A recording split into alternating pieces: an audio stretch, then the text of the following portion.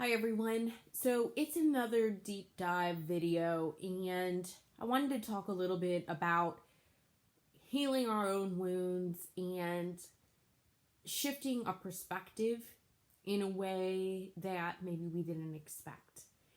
And, I had the unique opportunity recently to sit down with someone that many years ago had caused me a lot of fear and pain, and I had offered a lot of forgiveness. I thought I had done a lot of healing around this, and so I was not particularly holding it against this person anymore, but certainly it was an experience that I didn't want to repeat. I certainly was not looking for a chance to reinvite this person or their behavior or my experience with them, our interaction together. I did not want to invite that back into my life in any way, shape, or form. And at the same time, I had a very clear message that there was an opportunity here. And that if I was the person who had behaved badly and was seeking some kind of amends,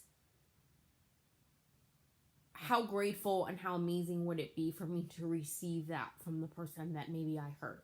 And so that is not exactly the way that the exchange went. I do not believe that this person on a conscious level was seeking any kind of amend making experience. I think that it was, I don't know. I don't know what it was that called out to them. But from this, what really actually happened was this whole deeper level of healing around this situation and how I was treated and how I've perceived it, and the portion of that I have carried on with me that I didn't even realize that I had carried on with me, right? So, to be specific, I had been diagnosed with PTSD, and I've talked about this a couple times, I'm sure, back around the age of 30.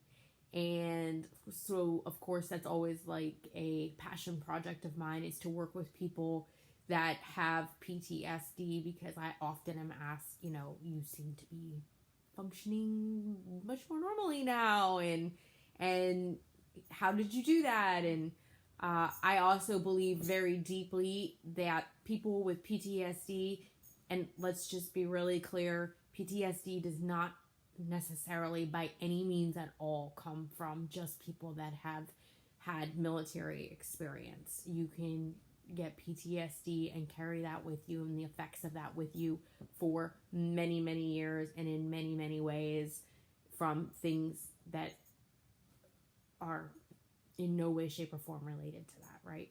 So anyway, I share that because having this interaction with them caused me to realize that who I was then was a person that was coming and reacting from this very intense trauma space, fear space.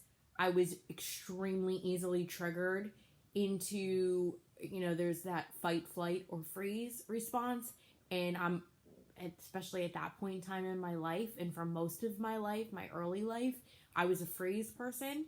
So I undoubtedly was having that freeze response, and it made me take a step back and say, not to excuse their behavior, because no matter what kind of lens I put it on, I'm pretty sure it still wasn't okay, and I'm pretty sure it still wasn't the way that anyone really deserves to be treated. But I did take this step back and say, okay, what if it wasn't as severe as I've carried this memory of it, because I was experiencing it then through that lens of trauma, through that lens of someone being triggered into a PTSD response and fear space because it was so triggering to me, right?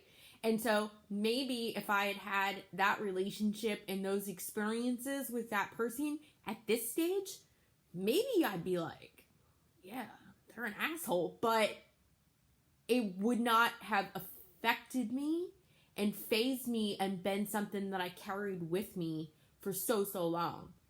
And so having that moment and having that really eye-opening version presented back to myself was undoubtedly changing. And it was way deeper of a healing.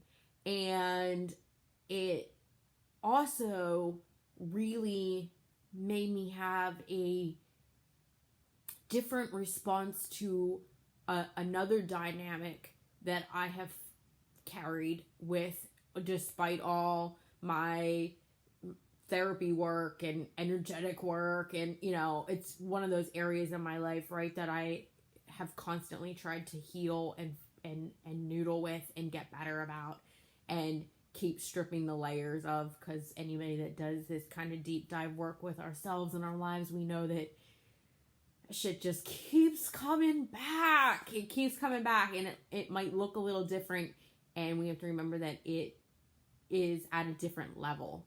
But so we just keep peeling back those layers of the onion, so to speak.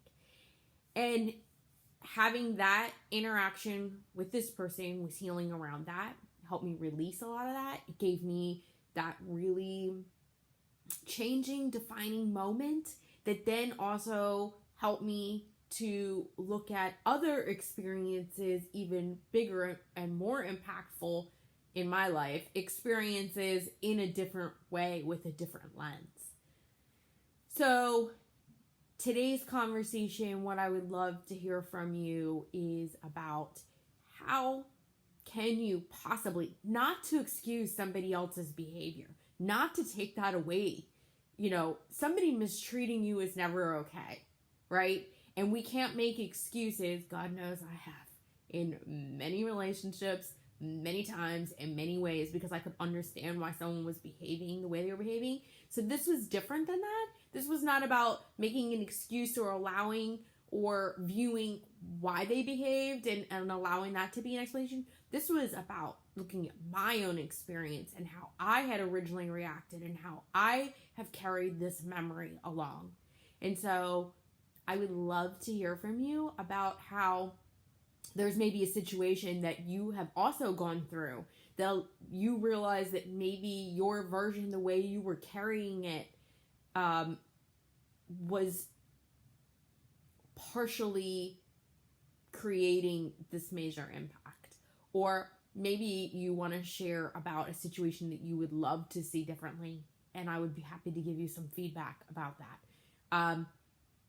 Again, as always, if you're not comfortable commenting, but you do want to share something with me, or you do want to ask a question or get some of my perspective on it, please feel free to DM me, and have a great rest of your day.